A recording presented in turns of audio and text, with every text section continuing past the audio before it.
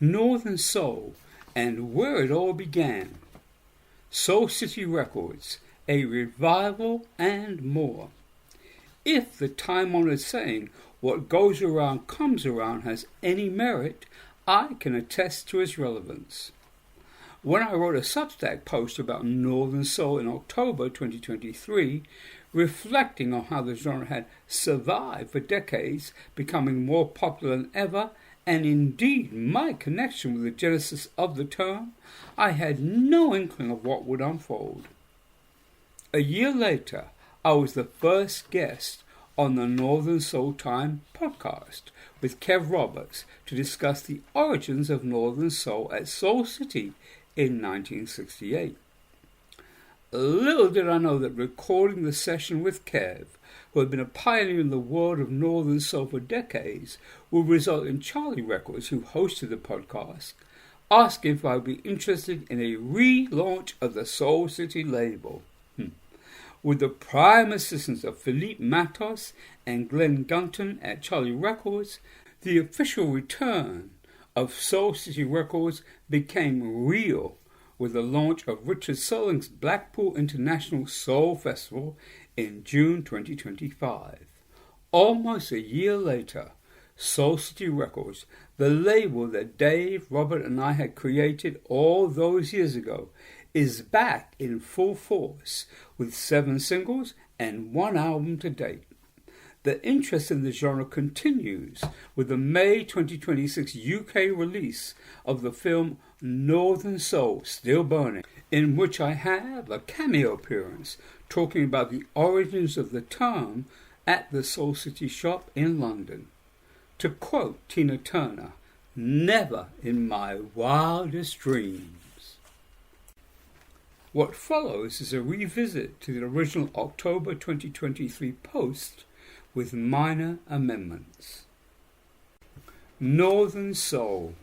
Amazing, after reaching my 6th decade working in the world of soul music, to see how this globally recognized genre has provided distinguished careers, fame, fortune, and household names for thousands of DJs and the like, along with books, films, events, festivals, and more, and has generated millions of dollars, pounds, yen, etc. for decades, literally.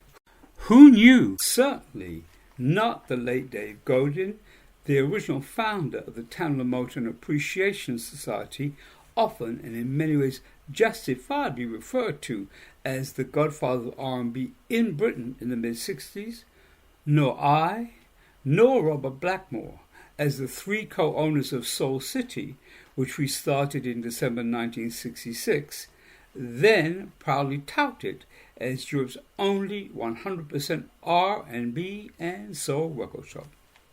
I was there, right there in London, in the spring of 1968 at Soul City, which had changed location from a tiny South London premises in working-class Deptford to a more upmarket location at 17 Monmouth Street in the West End's Theatre District, where and when the term Northern Soul was in many ways first born.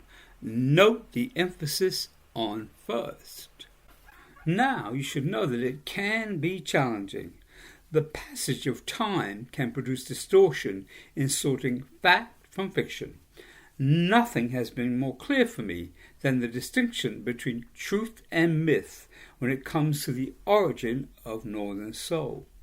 Myths abound about how the term was created, and over time I've heard a few. I have been blessed, and I could say from the standpoint of myth makers, cursed. And unlike the lyrics of The Way We Were, popularized by Gladys Knight and the Pips, I do not simply choose to forget. I just can't help but tell it like it is. Thank you, Aaron Neville, whose 1966 recording provided the backdrop for Tears to a slow dance on my 19th birthday, February 15th, 1967. And that's another story to be told. But no more digressing. The real deal about Northern Soul and how it came into existence follows.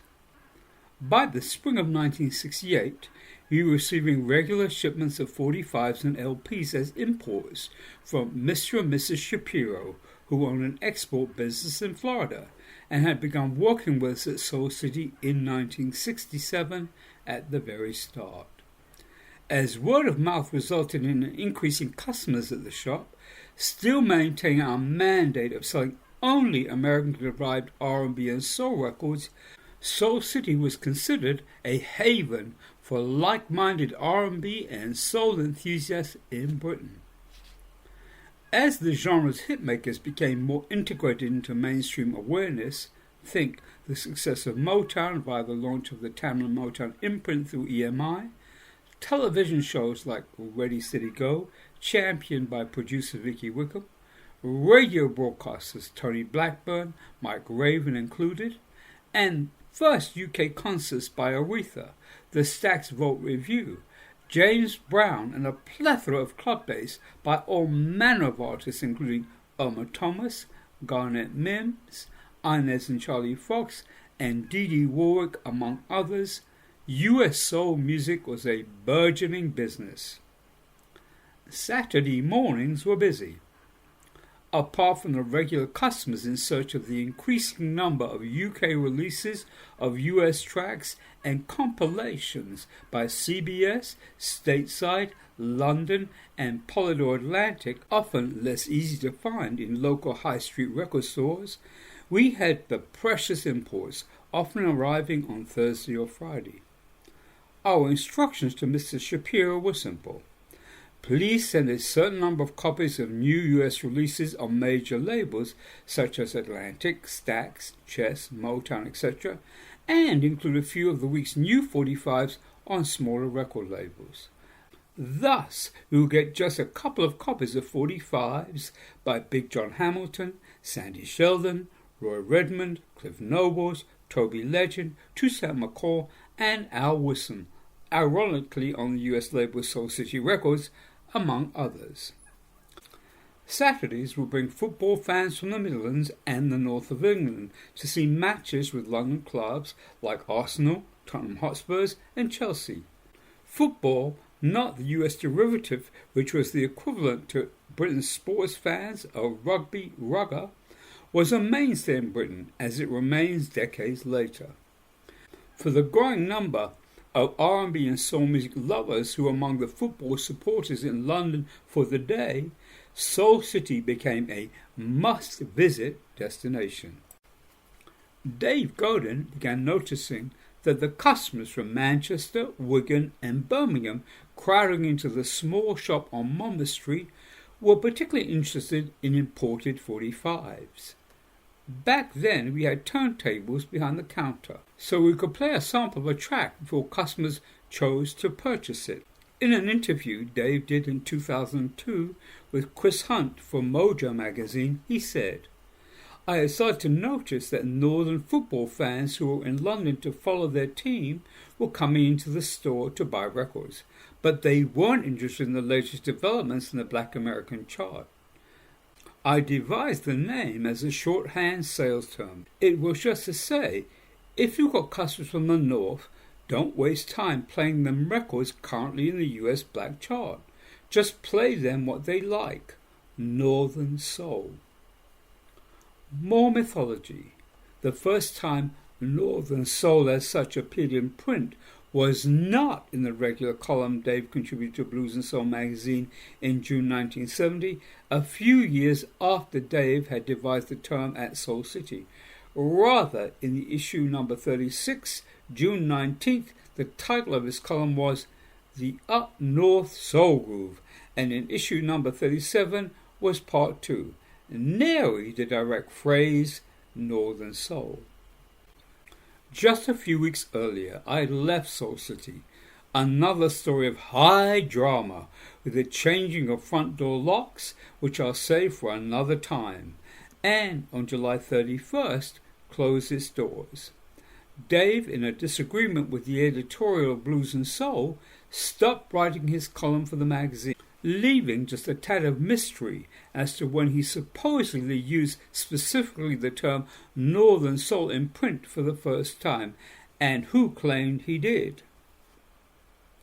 All of which brings me to note that despite whatever others may have said about Northern Soul, regardless of when it appeared publicly in print, it was birthed in the hallowed office of Soul City in 1968 by Dave Godin.